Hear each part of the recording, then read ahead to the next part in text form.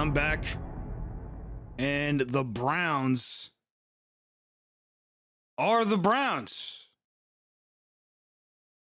And I ain't gonna lie, it feels good to say it. It feels absolutely good to say it, as the last few weeks on this channel have not been as positive as I'm feeling today. The Pittsburgh Steelers went into Cleveland and they took care of business. And yes, it was not a pretty win, as the Steelers beat the Browns 15-10, and we'll get into all the statistics. Shout out to everybody in the chat. My boy Leedy says the Bengals lost to the Jets, which is comical as hell. Comical as hell, man. Everything is starting to fall in place. And I'll admit, the offensive line did look, at least from what I seen in this game, they looked fairly improved. Very improved. Very good job by the offensive line today, especially with the run block. I think they did an absolute amazing job in that regard. Things aren't perfect by any means. I still stand on that. The offense and defense now both having some problems with consistency. But regardless of all that, we went in there today. We beat the Cleveland Browns at home at AFC North, divisional rival. And this game was very important in that regard, as we now put the Browns back into the basement where they belong. But man, I don't know, how are you guys feeling today after this win? I can tell you this. I feel a lot better about this win than I did against the Seahawks win. And I said it. A loss today would have been absolutely terrible, not just for the team, but for us as fans. But that wasn't the case. We took care of business. We handled it. And one thing that really settled into me after the game was over and I closed the live stream down, I'm sitting here eating my dinner and I said, man, did we just watch Ben Roethlisberger's final game in Cleveland? For some of you, Ben Roethlisberger has been your quarterback your entire life.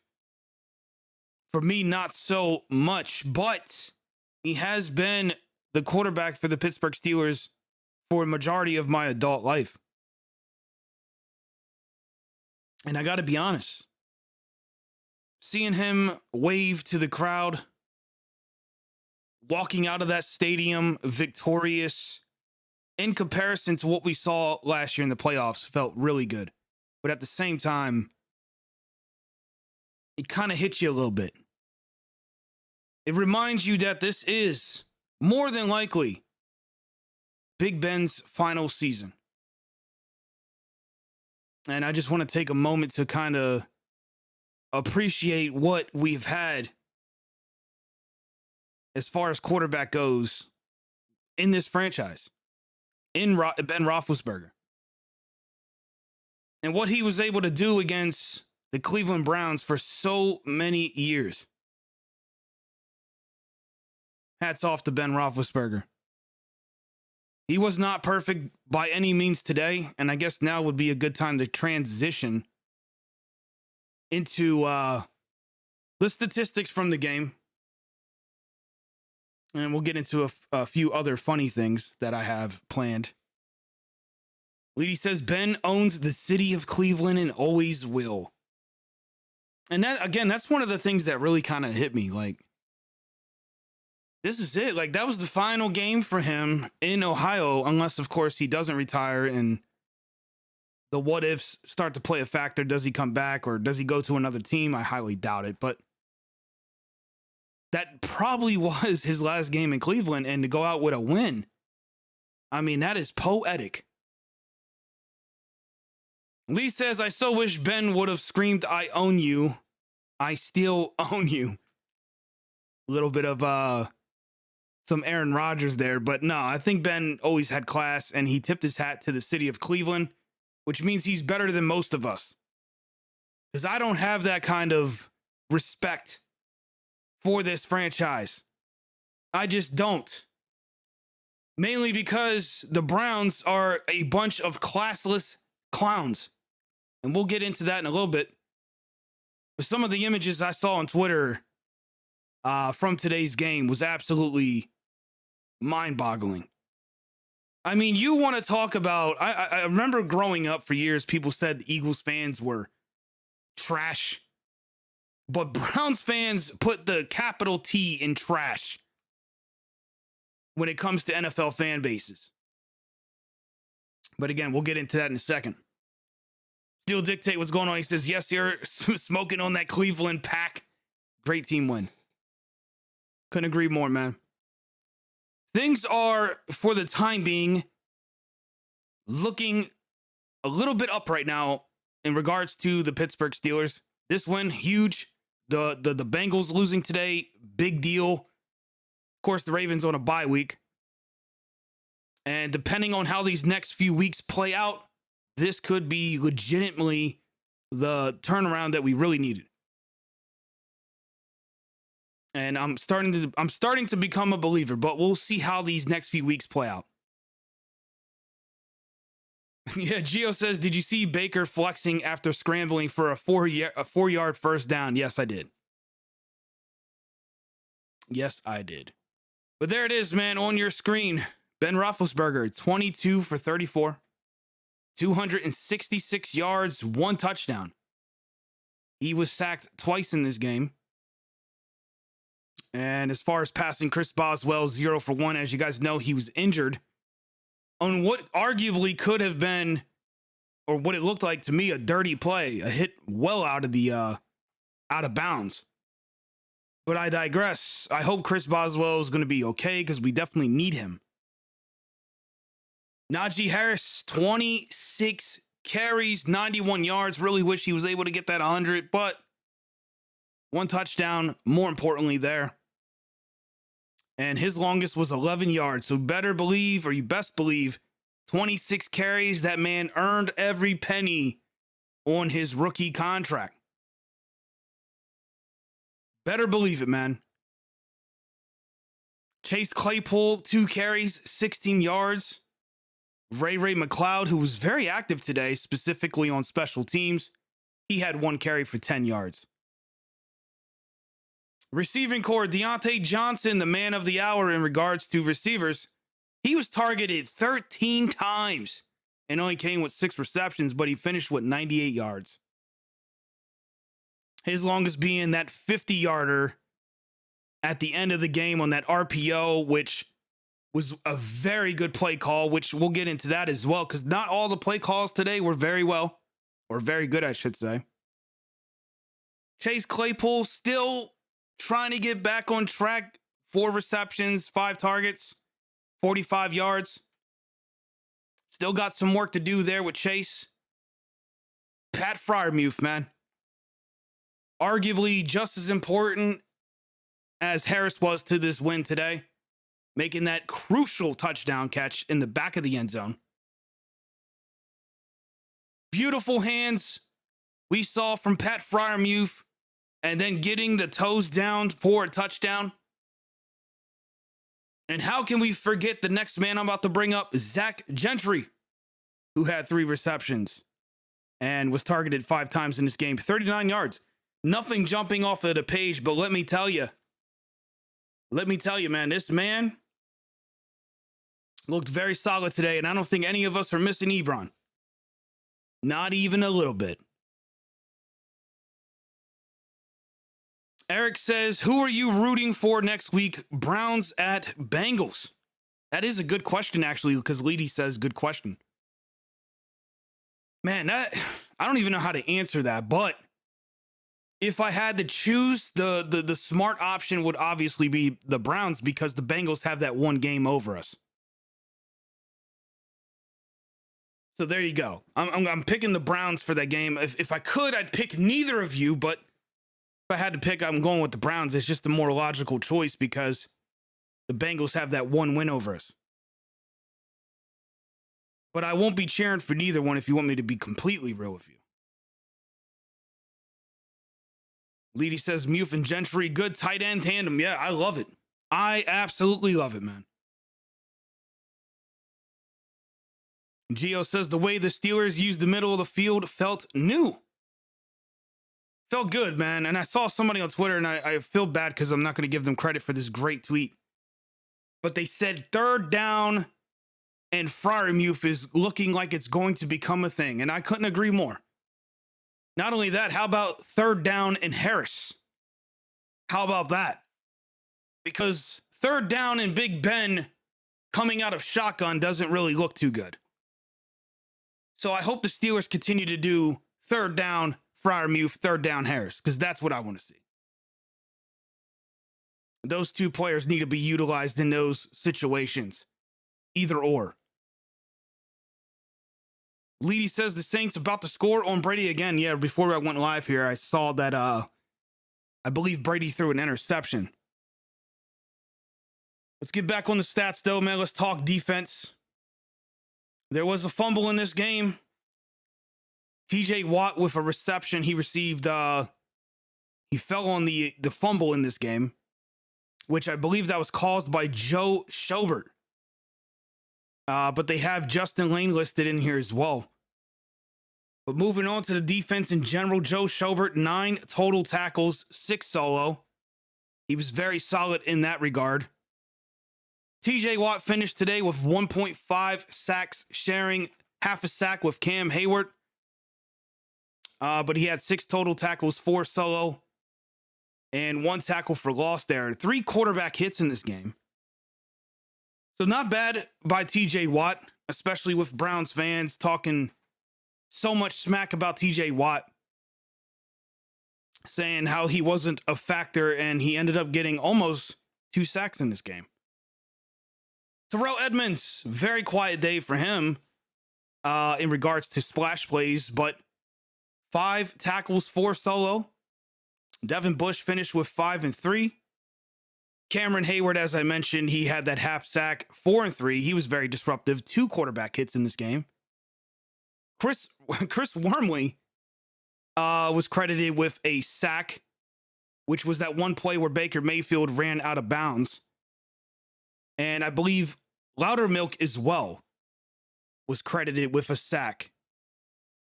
And pretty much everyone else on the defense, quiet day from them, but nonetheless, was not a good day overall for the defense. They gave up a lot of big plays, specifically not only in the running game. In fact, let's see, what did the Cleveland Browns finish with rushing? They finished with 96 total, so not horrible at all.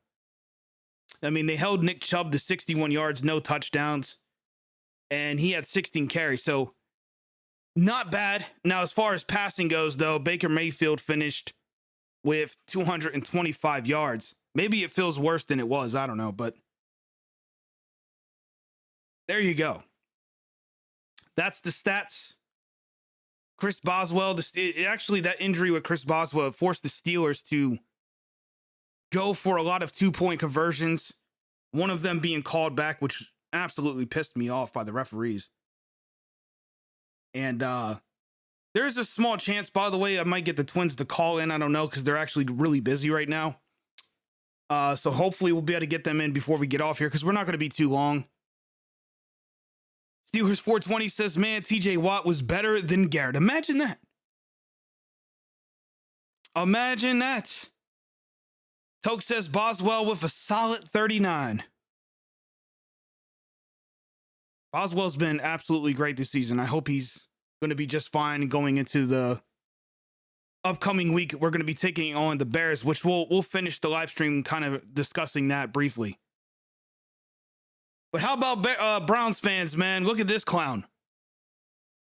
Get absolutely fucked, Steelers, as the guy dresses up with a clown with a herpy on his lip. Get this guy off my goddamn screen. Then you have Gabby Gooby, or whatever the fuck her name is. She's having a meltdown on Twitter right now, pretty much admitting that her organization is an absolute dumpster fire. And I'll finish with this other little one for you guys here. If this isn't picture of the week, find it on Twitter. Go look up DK on Twitter. There's your new wallpaper for your laptops, man. Oh boy, if this isn't the definition, if you look up the Browns, this should be the logo for that franchise. Steeler 420 says that boy is all trash. You know, part of me kind of was hoping he would still jump into the river and do his thing in that regard. But anyways, there you go, man. There's the new Cleveland Browns logo right there. And man, it feels good today, ladies and gentlemen. I really don't have too much negative to say. I mean, the bad parts of today's win are things that I've been mentioning for weeks. Some of the things have been improved on. Like I said, the offensive line is starting to show a little bit of hope. Of course, they're not perfect either, but they have improved, and I got to be honest in that regard. As far as things that need to continue to improve going forward, I want Chase Claypool to start coming out, man. He needs to start making more plays in these games. And I hope this game was kind of a warm-up to get him going for next week against the Chicago Bears on Monday Night Football. Toke says, laugh out loud, let's go Steelers. What a win in such a wild game. Yeah, man. Again, I don't have too much negative to say. It's kind of the same old stuff the Steelers need to continue to improve on in that regard. And the reason why I hold this game at a much higher standard than the Seahawks game is because this was a divisional game. We knew coming into this, realistically, this would be a challenge. And we did what we had to do to win this. Losing Boswell really did affect us. I think the score would have been much higher. And the offense did, at least in the first half, leave some touchdowns on the field. But again, 15-10, we now have moved up in the rankings in the AFC North, pushed the Browns back where they belong at the bottom of the division. And hopefully in the next few weeks, we can get back on top of the AFC North and be prepared for a very long stretch against more AFC North competition. But man, I really don't have much else to say. I guess we can briefly talk about the Bears game before we head on out. This is by no means the preview that I will be doing later this upcoming week.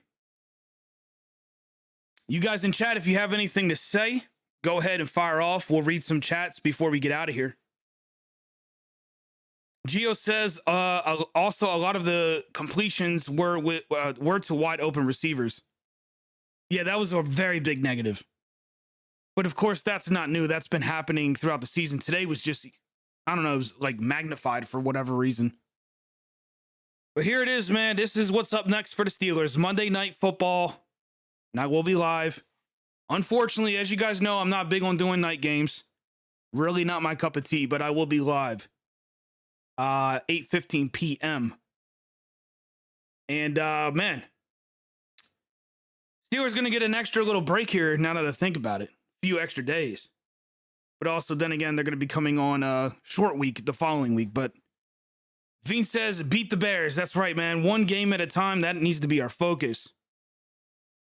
As we're going to be taking on Justin Fields for the first time.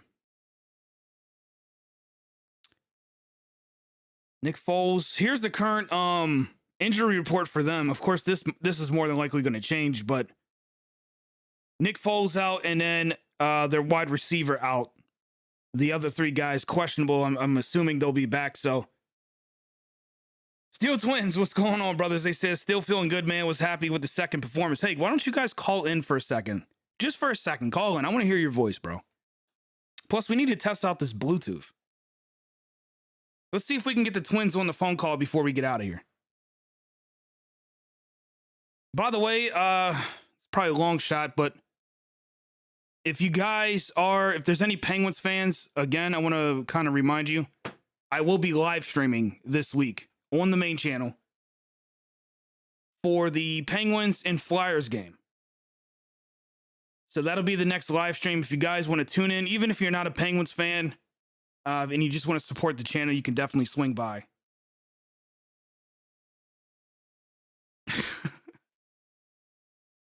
RK says Progressive should make a new commercial with Big Ben kicking Baker out of First Energy Stadium. Oh boy. Let's see if we can get the Twins to call in for a second. I don't know if they will.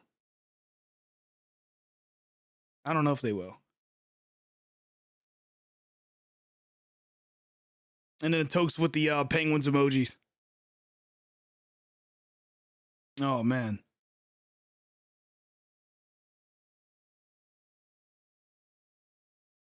Jesus, RK, man, with the freaking Progressive commercials.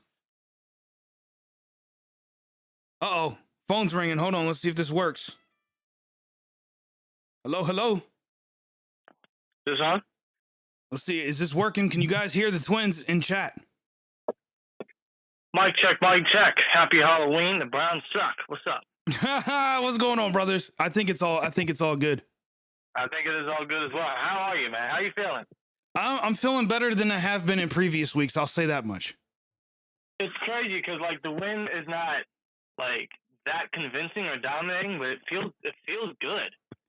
Yeah, it's kind of bizarre. Like I know it kind of coming from me, it does sound a little strange because I've been very critical of other wins kind of similar to this.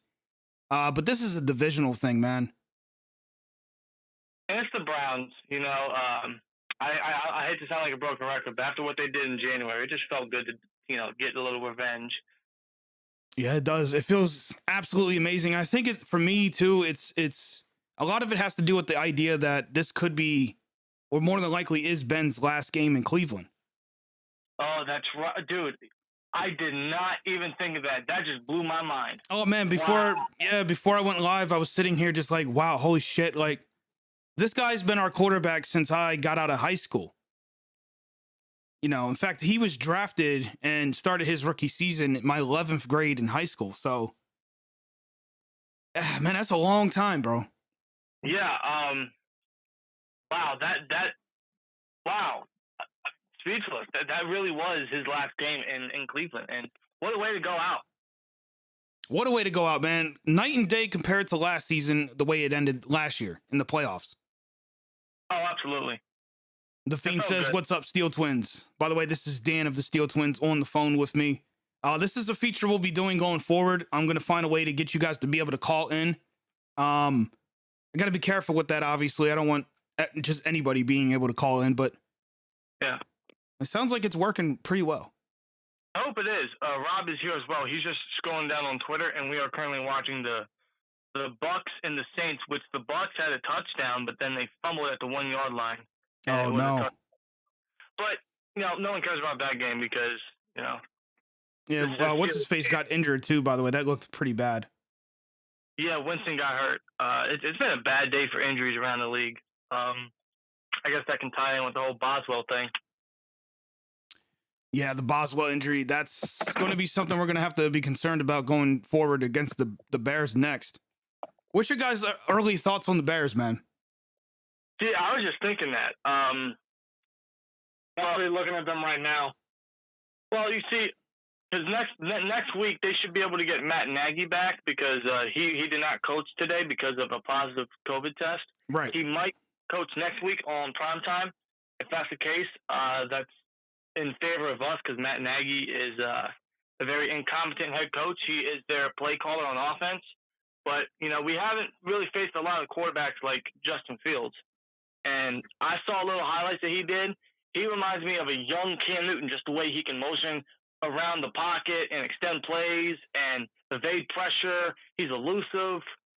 So I'm a little worried on facing Fields. And honestly, it seems like the type of game where the Steelers would play down because it's the Steelers' way. Yeah, and somebody mentioned it in chat earlier, and forgive me for not remembering who it was. They mentioned we do have a bad track record against the Bears. And as a Steelers fan, I remember some of those games where, yeah, it's like the Bears haven't been, let's be honest, they haven't been good for a long time. No. In fact, Brian Urlacher is kind of like that era right there was probably the last time they really were competitive. Yeah, really.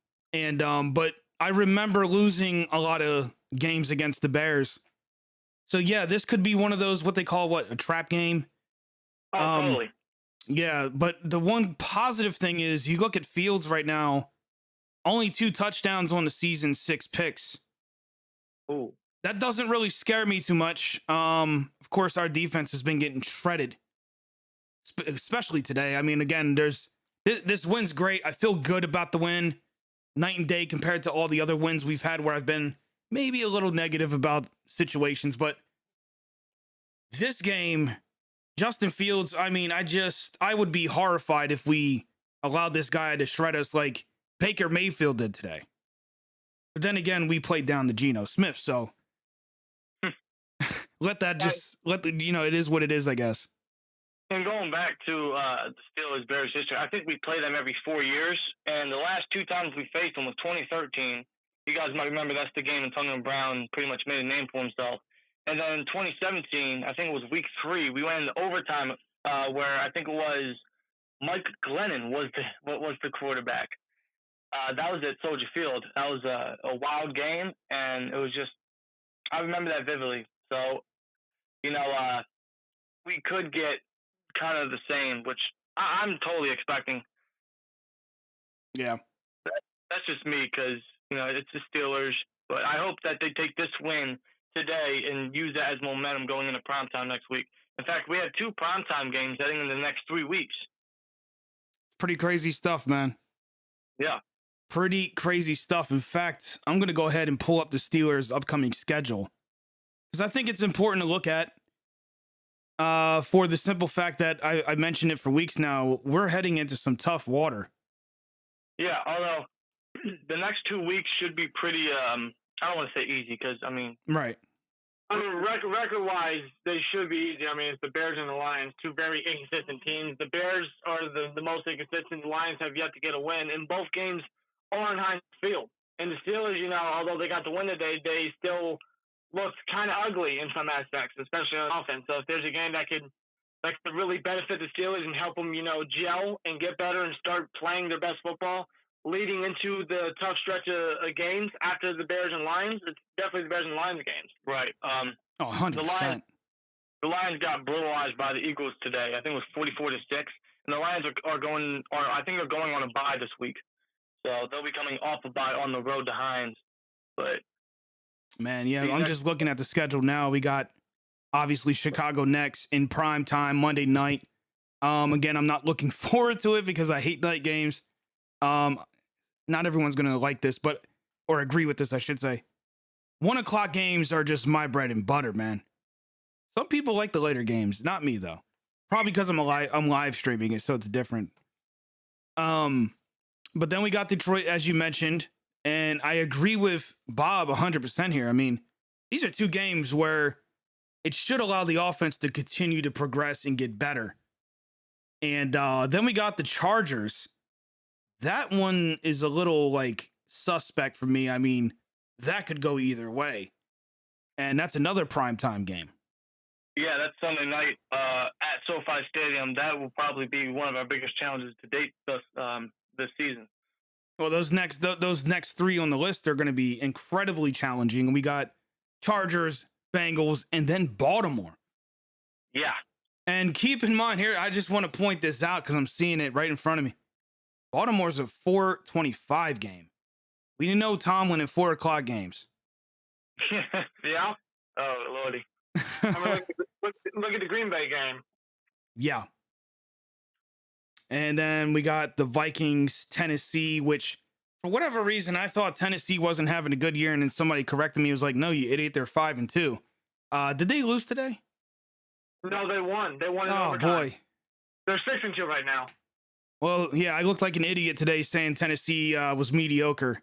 6-2 is nothing to sneeze at. But, oh my God. Then we got Kansas City, Cleveland, and Baltimore. Holy crap.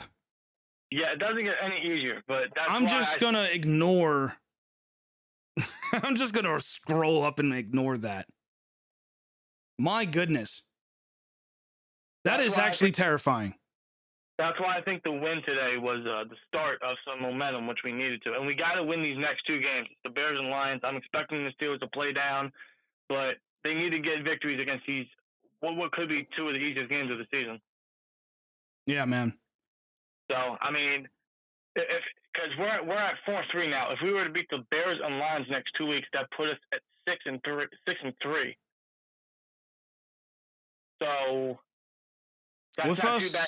with us losing 3 games on the season so far, and looking at how tough that end of the schedule is it's really going to come down to the wire. Now, Tony Romo, during the broadcast, he mentioned that he believes that this division could have 3 teams in the playoffs. And it's not too far-fetched. It's happened before. So that said, I mean, there could be a chance. I mean, anything could literally happen. We could end up winning the rest of the season. It's that crazy. But if I'm being honest, it looks a little grim. Especially that last stretch. Holy crap. Yeah, it's not going to be easy. It's not going to be. That's why these next 2 games, they're must wins. And they should be wins, in my honest opinion. Like, there should be no reason why we can't beat them. Well, I mean, none of us saw the Steelers going in 11-0 last season. So who knows? Maybe we reverse and we finish the season like we did the beginning of last season. Who knows? Who honestly knows? Could be, but I'll give the Steelers some credit. It may not be convincing. It may not be. It may not feel like it, but the way they started 1-3 and now they've won 3 straight, I gotta give them some sort of positivity, some sort of credit. Right, but you don't want to end up in a situation where we take a loss to Chicago or Detroit. Yeah, that'd be pretty bad, especially very bad. Because I mean, if we're being honest, we're gonna take an L somewhere in here. I mean, we got Baltimore twice yet. Then we got Kansas City. We got Tennessee. And of course, the Bengals, who surprised a lot of us. I think that's an understatement, to be real with you. Trey Smith says, Browns is the Browns and the Bungles bungled. Football is starting to make sense again. I love it, man. The AFC North is normal. By the way, Trey, I love your profile picture, man. It's a beautiful thing right there. And again, I will be live streaming Penguins Flyers. I'm not missing that. It's too bad I can't get the Twins on that. Yeah, man, I don't want to keep you guys any longer. Kind of just wanted to do a brief recap. We went over the statistics and we kind of talked about the upcoming schedule. It's going to get rough. Twins, I thank you guys for calling in, man. And I look forward to doing more collaborations as the season continues. Hell yeah, bro. So thanks for having us, man. And I feel good about the win. So here we go, Steelers. Browns, you guys can suck it. Happy Halloween. The football gods gave us one hell of a candy bag today. So you're damn right. All right, bros.